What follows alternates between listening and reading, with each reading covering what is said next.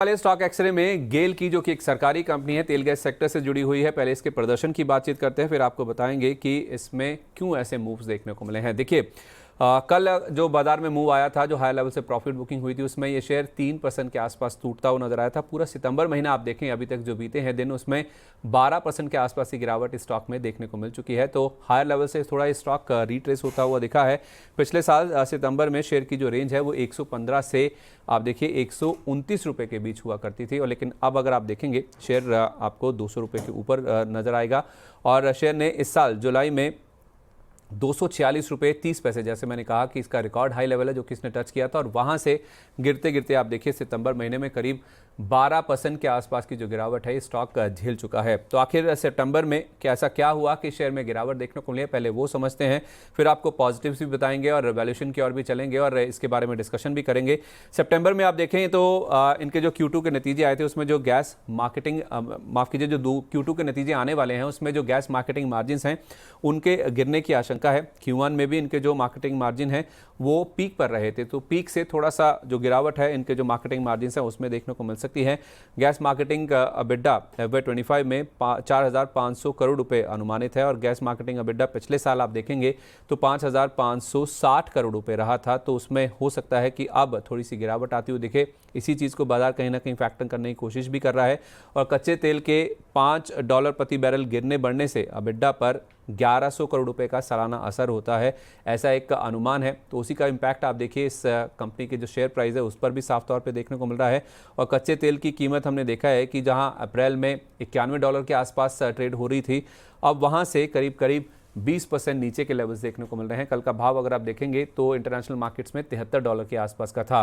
तो हर $5 अगर आप देखें कच्चा तेल अगर गिरता या बढ़ता है तो इनके अबिड्डा के ऊपर 1100 करोड़ रुपए के आसपास का इंपैक्ट होता है। तो 20% के आसपास कच्चा तेल अपने हाई लेवल से गिर चुका है। तो आप समझ सकते हैं कि कुछ इतना ही इंपैक्ट इनके जो अबिड्डा है, यानी कि जो कामकाजी मुनाफा है, उसके ऊपर नेगेटिव साइड पे होता हुआ नजर आएगा। तो उसी को कहीं ना कहीं फैक्टर इन करने की स्टॉक कोशिश कर भी रहा है, जिस वजह से शेयर गिरा भी है। तो शरद सर, पहले अगर हम इसके शेयर के परफॉर्मेंस की बात करें, जो हायर लेवल से गिरावट हुई है, क्या आप भी इत्तेफाक रखते हैं सर Q2 के जो नंबर्स आने वाले हैं उसमें प्रेशर देखने को मिल सकता है, और गैस मार्केटिंग मार्जिन जो है जो कि इनका कोर कारोबार है उसके ऊपर हो सकता है दबाव देखने को मिले इस बार? तो देखिए, पहले भी अगर आप फर्स्ट क्वार्टर में मैनेजमेंट की कमेंट्री को देखेंगे तो उन्होंने माना था कि जो मार्केटिंग वॉल्यूम से करीब 5% रहेंगे। मिनिमम मार्जिन गाइडेंस 45 करोड़ का इस फाइनेंशियल में रहने वाला है। तो ये ऑलरेडी कहीं ना कहीं ऑलरेडी मैनेजमेंट इस चीज को लेकर के चल रहा था। तो अगर स्टॉक में भी आप देखेंगे तो 212 से लेकर के 208 से लेकर 212 ये वो जोन है जो ब्रेकआउट जोन है। मतलब अप्रैल के बाद अगर आप देखें, जून 24 के बाद, इस साल जून के बाद से इस जोन के ऊपर ब्रेकआउट आया था। स्टॉक वहीं कहीं सस्टेन करता हुआ दिखाई दे रहा है। तो मुझे लगता है कहीं ना कहीं नेगेटिव प्राइसिंग हो गया है संदीप जी। ये जोन टूटना नहीं चाहिए, 212 208 का जोन नहीं टूटना चाहिए। मुझे लगता है 222 के ऊपर एक बार स्टॉक सेटल करेगा तो जरूर यहाँ पर एक अच्छा मूव बन सकता है। हाँ, अगर दर्शक जो अगर इसी सेक्टर में दर्शक पोजीशन लेना चाहते हैं तो आईजीएल और एमजीएल की तरफ जरूर एक बार ध्यान लगा सकते हैं। तो देखिए, एमजीएल को स्पेशली देखिएगा कि यहाँ पर आप देखेंगे आने वाले समय में फर्स्ट क्वार्टर में भी आपको सीएनजी में एक अच्छी ग्रोथ, 11% वॉल्यूम ग्रोथ देखने को मिली थी। डोमेस्टिक में 10%, इंडस्ट्रियल में 23%, और लगभग 20,800 सीएनजी व्हीकल जुड़े थे। और बजाज और टीवीएस के जो नए upcoming two wheeler CNG two wheelers आए हैं, उससे मैनेजमेंट का कॉन्फिडेंस बढ़ा है। उनको लगता है कि करीब 10 से 12 रुपए standard cubic metre EBITDA margin इस साल बढ़ता हुआ दिखाई देगा। तो एमजीएल पे भी ध्यान ध्यान दीजिए, और आईजीएल में भी कमोबेश रिजल्ट अच्छे नहीं थे।